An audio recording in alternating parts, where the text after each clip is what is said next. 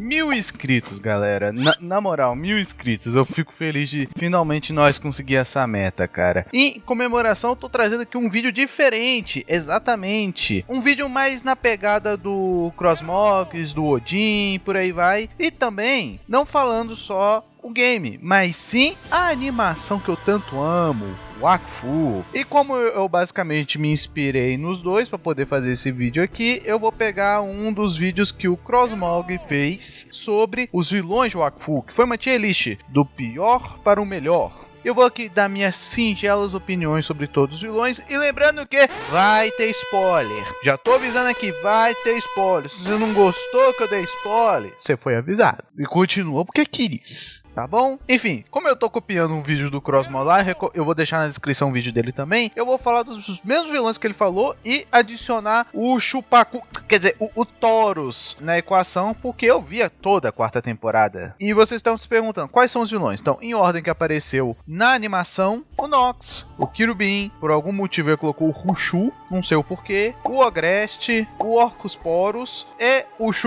O Taurus, calma, eu vou explicar o porquê desse apelido mais pra frente no vídeo. Confia, só confia. Acredite se quiser, muita gente vai ficar brava comigo que eu vou falar aqui, mas os caras vão ter que entrar pela seita. A seita que eu tô falando a verdade. Que, cara, sério, em último lugar aqui tá um vilão que eu não queria que tivesse. O Ogreste. Mas Costa, por que o Ogreste? Calma. Vou dar um contexto pra vocês que é o seguinte. O Ogreste, ele é literalmente o boss final do game. Do Wakfu. Você faz toda uma jornada, tem toda uma quest para poder chegar nele e enfrentar ele. Obviamente você não vai derrotar ele. Quem derrota ele é o deus Iop e o filho da deusa Eliatrope. Vulgo Yugo e o Serpensidal. Aí, para pra pensar, o bicho tem mais de 200 anos. Cross, como que você sabe que tem 200 anos? A família do Nox faleceu quando aconteceu o primeiro caos do Ogreste. Sim, tiveram mais do que um caos do Ogreste, mas a família do Nox morreu no primeiro caos do Ogreste. O Nox, na própria animação, falou que tem 200 anos, ou mais de 200 anos, agora eu não vou lembrar assim de cabeça. Mas, entretanto, todavia, se o Nox tem 200 anos, o Ogreste tem no mínimo 200 anos. Porque o Ogreste, ele conseguiu 6 Dofos primordiais e aconteceu esse caos. E por que ele fez isso? Porque ele foi manipulado por uma das bonecas do deus Satida. É, basicamente isso. Aí vocês estão se perguntando, Nossa, essa é a história do Ogreste? não, é muito pior ainda, velho. Imagina, você esperar pra ver a conclusão do Ogreste, mostra o Ogreste e descobrir que ele ainda é uma criança. Mano, isso é tão decepcionante, porque ele literalmente reformulou o mundo dos 12 por motivo, razão de circunstância de criancice. Não dá pra engolir. Obviamente o pessoal vai falar que ele foi manipulado pelo deus do boneco, mas cara, mano, no universo onde que a gente tem vilões muito melhores em carisma e também bem escritos, ter essa mediocridade pro boss final de um game, tipo assim, o ser mais poderoso que apareceu no universo de Wakfu, na verdade do Crossmog, né, que é o nome do universo de Wakfu. Mas Cross, como que você pode ter certeza que o Ogreste é mais poderoso? Cara, você tá entendendo que o Ogreste, ele peitou o deus Iop e... Eu sei que não é o deus Iop em si, mas calma que eu vou explicar melhor. Ele enfrentou um semideus e um filho de uma deusa que estava com 6 Dofos Eliatropes, que é o Yugo, e ele conseguiu peitar os dois tranquilamente e ainda conseguiu arrancar o braço do Serpensidal. Detalhe, o Serpensidal, ele tinha experiência, o Ogreste não, ou seja, de nível de poder, ninguém, sério, nenhum vilão superou o Ogreste. E mano, e a história dele ser uma história tão medíocre, tão mal feita, porque, olha, isso aqui agora é voz da minha cabeça, é teoria minha. Eu acho que a Ikama ia colocar o Ogreste no grupo, literalmente, ele ser um dos grandes principais, para ter, entre aspas, uma criança, né, para poder ter a representação, porque teve uma treta entre uma televisão francesa junto com a Ikama, que eles não queriam fazer o Yugo crescer para as crianças se identificarem com o Yugo, apesar que o personagem mais amado da animação é o Nox. Se não é o Nox, é o Kirubin, e se não for o Kirubin, é o Orcusporus, ou seja, são os vilões, ou seja, não faz sentido isso. Enfim, aí eu acho que eles tentaram dar esse migué, fazer o Ogreste ainda continuar continuar sendo uma criança pra poder colocar ele no grupo, pra ter um ser poderoso igual o Yugo e poder deixar o Yugo crescer. Mas isso infelizmente não aconteceu. É muito decepcionante. Sério, ele só tá em último lugar pela palavra decepção. Eu esperava muito mais coisa, eu esperava muito mais enredo, eu esperava muito mais história do bicho e mal foi contado nada. E cara, é triste. Só falo isso, é triste. Ao contrário do próximo vilão aqui, eu tenho que falar do Rushu. Primeiramente, eu não sei porque o Cosmo... Pô, mano, desculpa, galera. Eu sempre não vou saber falar o nome correto desse cara, porque é Crosimos. É o Crosimos. Eu falei errado o vídeo todo, caguei. É o Crosimos.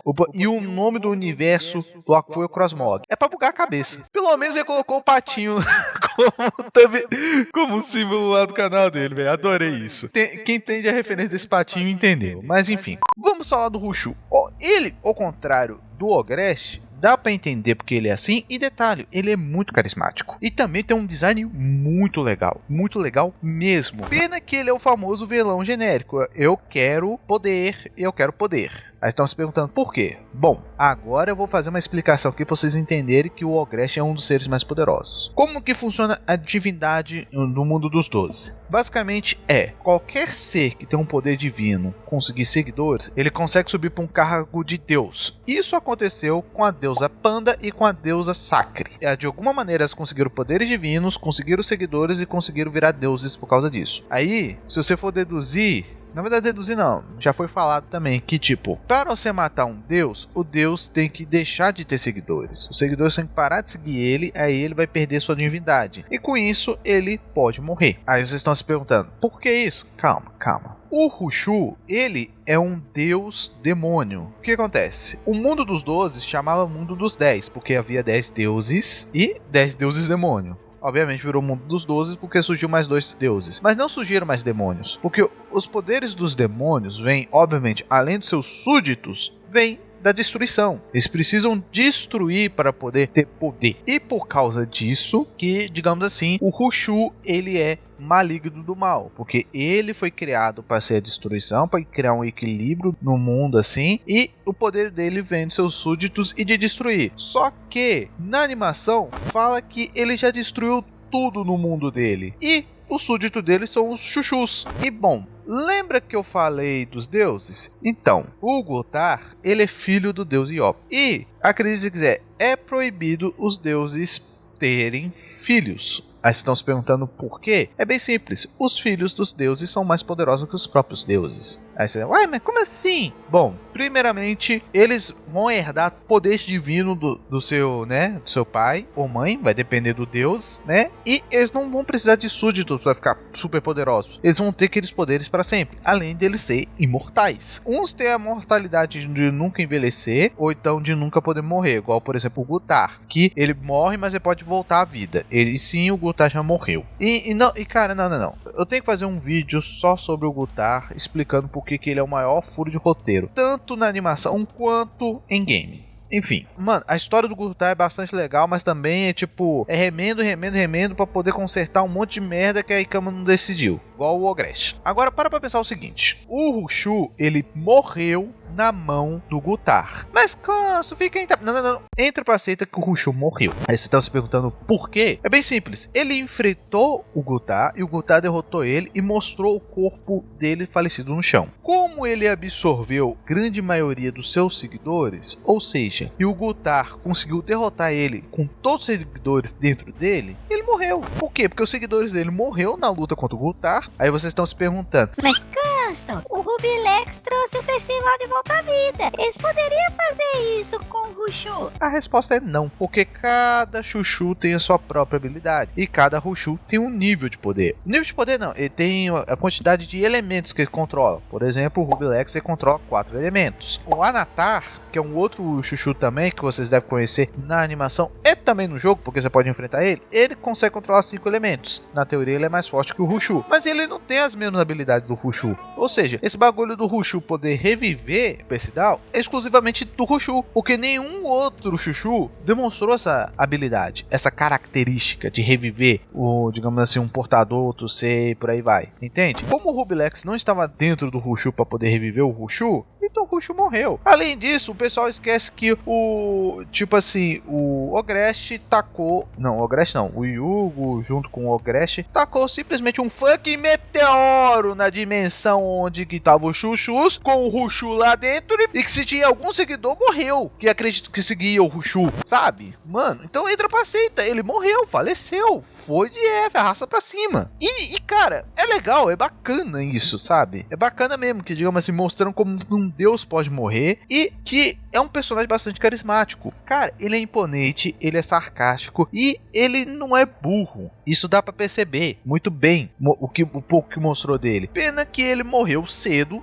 na minha humilde opinião. Agora eu vou ter que explicar sobre o Chupacu, sobre o Taurus. E o Taurus, ao contrário do Ogresh e do Rushu, a história dele ainda não foi contada. Sim, deixaram em aberto o que aconteceu com ele, mas parece que ele conseguiu os Dofus no universo dele, no mundo dele, e por causa disso ele acabou destruindo aquele mundo. Sim, é uma história bem clichê, e ele é morto de fome, ele quer saciar sua fome. É um pouquinho clichê também, mas aquele momento não foi contado por que ele foi atrás dos Dofus, ou a origem disso. Então tem potencial da Ikama não fazer merda igual que eles fizeram com o Ogresh. E além disso, ele é assustador. Tirando o fato que, por alguma motivação circunstância, eles acharam que ia ser amedrontador colocar o rosto do Chupacu de Wakfu com a boca aberta com os dentinhos em formato de círculo. Você acha que eu ia pensar o quê, maluco? Pô, Ikama. Nossa senhora. Mano, e detalhe, acho que mostraram isso umas 3 vezes na animação. Eu tenho que rever pra ter certeza disso, mas tipo, dando um close, mostrando ele com a boquinha aberta, assim. Mano, num momento eu só me lembrei do Chupacu de Goianinha, velho. Ou no Chupacabra. Sei lá, uma sanguessuga. Eu não sei. Mano, tipo assim, o design dele é interessante. Não é melhor do que o Rushu, eu vou confessar.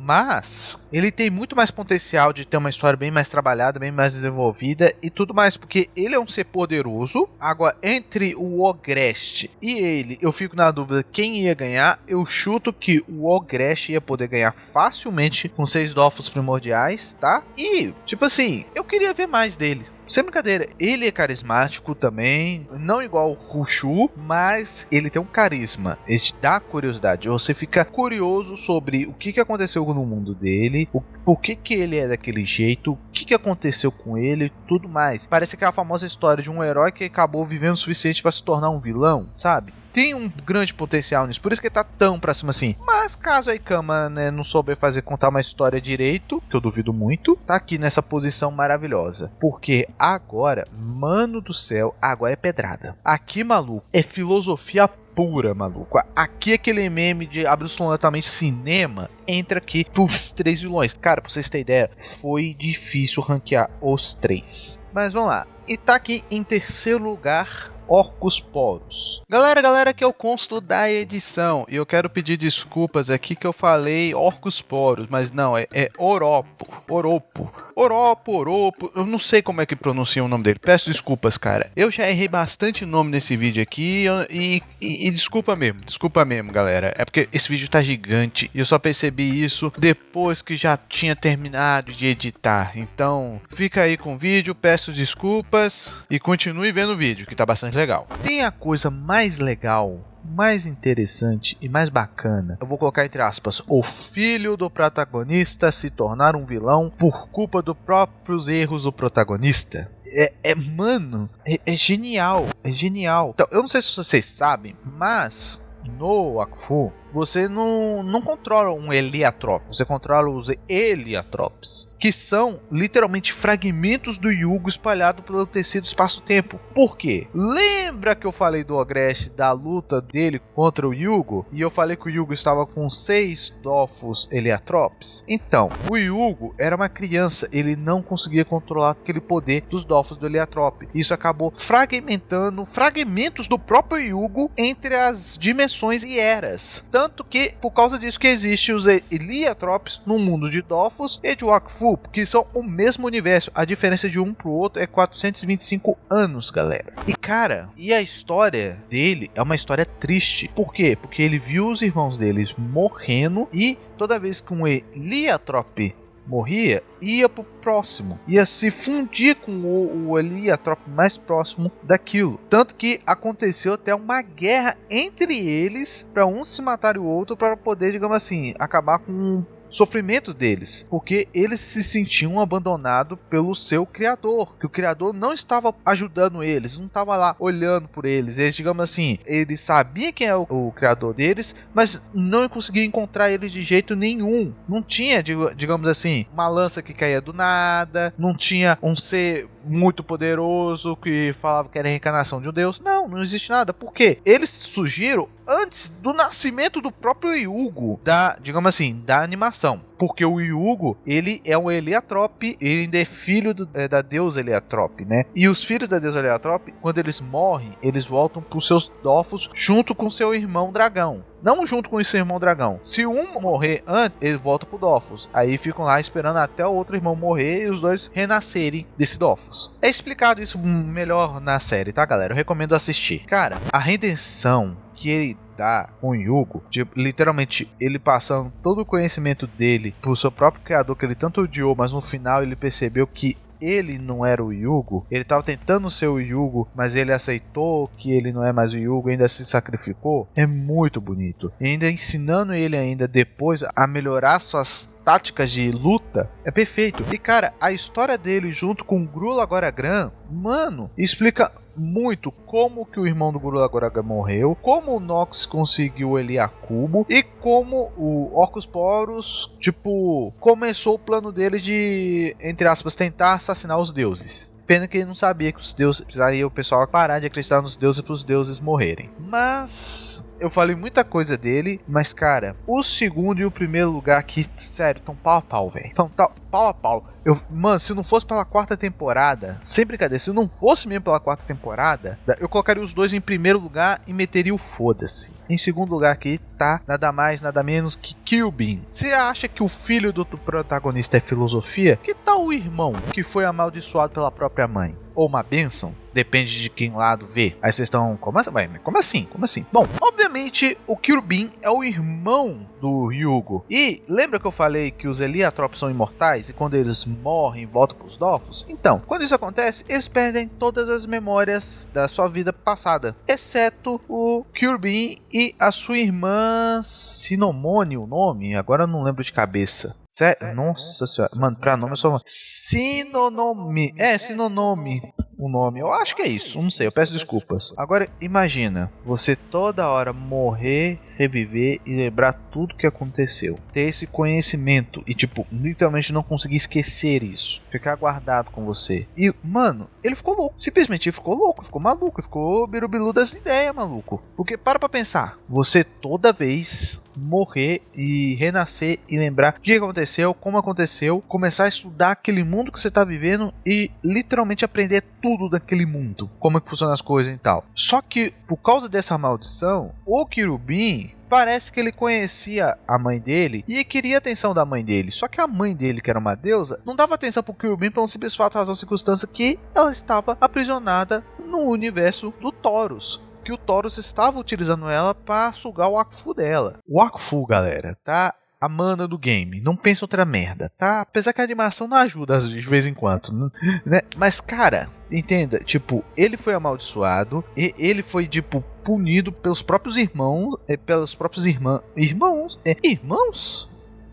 irmãos, né? Desculpa, eu sou dislexo, não me enche o saco. E cara, é inacreditável que, digamos assim, ele teve a pior punição de todas. Que os caras literalmente mandaram ele pra uma área que tem nada. O vazio branco, um local que não tem nada, sério, tipo, nada mesmo. Imagina, um ser que tem conhecimento infinito sendo aprisionado num lugar onde que não tem nada pra poder fazer, nada pra poder analisar, nada. Não é à toa que ele ficou birubilu das ideias, maluco. É por isso que ele virou um vilão. Só que a quarta temporada veio e ele teve sua retenção. Por quê? Conseguiram libertar a mãe dos Helianthrope e a mãe dos Helianthrope trouxe de volta o Kyubin daquele mundo e mexeu com ele. Ele sentiu de novo o carinho da mãe dele, que a culpa da mãe dele ser ausente e não dar atenção pra ele é porque não é que ela não queria, ela estava sendo aprisionada, ela estava sendo presa. E ele viu aquilo e ele sabia exatamente o sentimento de ficar preso e não poder fazer nada para resolver esse problema e ainda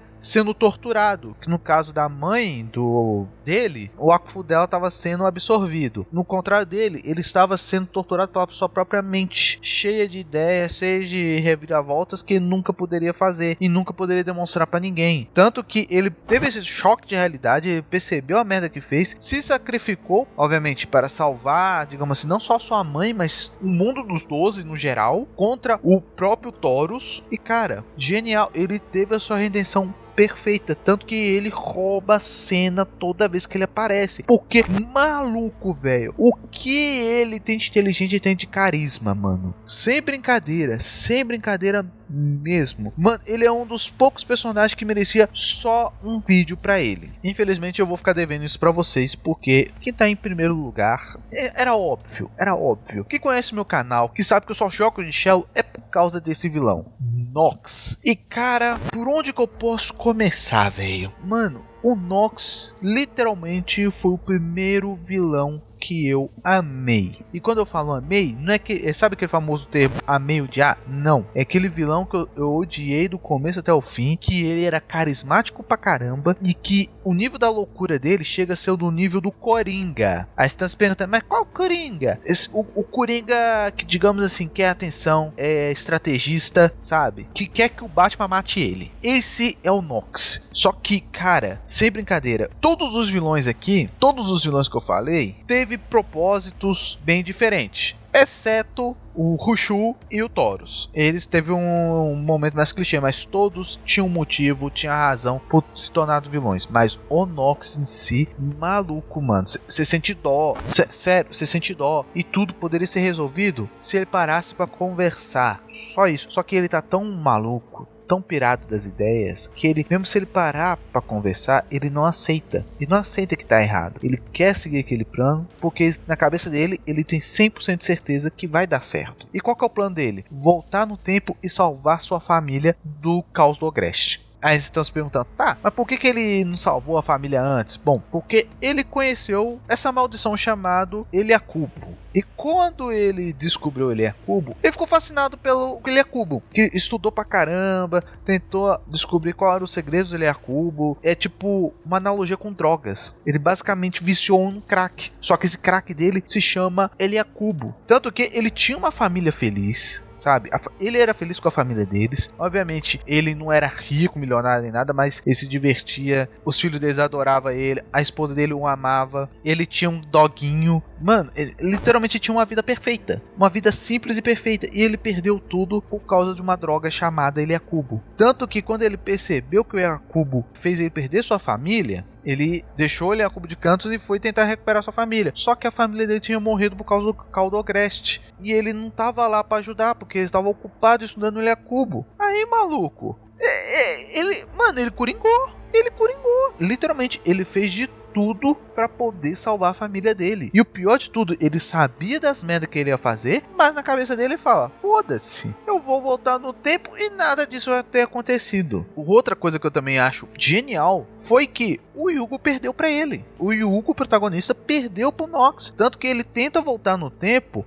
aí ele queria voltar 200 anos e só volta 20 minutos. Tudo que ele fez de ruim, ele só foi o suficiente pra voltar 20 minutos. Tanto que ele se arrependeu tanto, mas tanto que ele desistiu de viver. Porque querendo ou não, ele pode ser, digamos assim, um mago do tempo, mas os Shellos, eles podem viver o quanto que eles quiserem, eu acho. Eu não cheguei a pesquisar certinho a lore dos Shellos em si. Mas cara, a história do Nox é linda, é profunda, é bem amarrada, bem conectada e faz todo sentido. Porque querendo ou não, se você encontrar algum defeito, tem uma resposta pra esse defeito. É um vilão, tipo, um vilão genial, é bem escrito. Cara, na moral, e também ele é muito carismático. Muito carismático mesmo, porque você sabe que ele tá louco, porque de vez em quando ele tem um momento de lucidez. Isso é mostrado quando ele voltou para poder curar o pai do Yugo, porque ele usou uma magia e deixou o pai do Yugo muito velho. Tipo, envelheceu ele muito rápido. Só que ele percebeu a merda que fez, voltou lá, sendo que não tinha nada pra ele ganhar lá, e curou o cara. Tipo, ele teve um momento de lucidez, um momento de tipo, pô, eu vim aqui, eu sei que aqui não tem mais nada pra eu conseguir, se eu vim aqui eu não vou conseguir mais nada, mas mesmo assim, eu vou voltar lá pra resolver essa cagada. Mano, na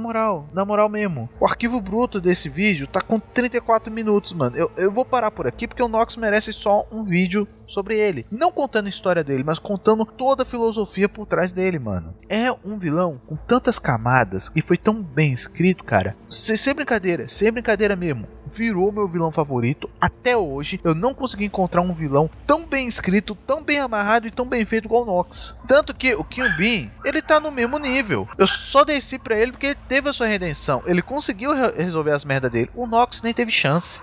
Ah, detalhe, eu tô lançando esse vídeo aqui, eu ativei o membros aqui no canal. Sim, meu canal agora tá sendo monetizado e bonitinho. Caso vocês queiram ser membro, a única coisa que eu vou poder garantir pra vocês é ter os vídeos antecipados, porque eu não sei que dia que eu vou poder gravar o vídeo e o dia que eu vou poder editar. Então meio que eu programo os vídeos, né? Então vocês sempre vão ver antecipadamente. E eu coloquei o menor valor possível. Caso vocês queiram dar uma ajuda, é só R$2, viu, galera? Eu fico por aqui. Ah, e outra coisa. Eu não falei lá do Conde... Pô, agora eu não vou lembrar do Conde. É porque a quinta temporada ainda não saiu. Futuramente eu posso refazer esse vídeo. E eu espero que eu demore menos falando sobre os vilões. Porque, cara, o Wakfu, todos os personagens têm alguma coisinha pra falar.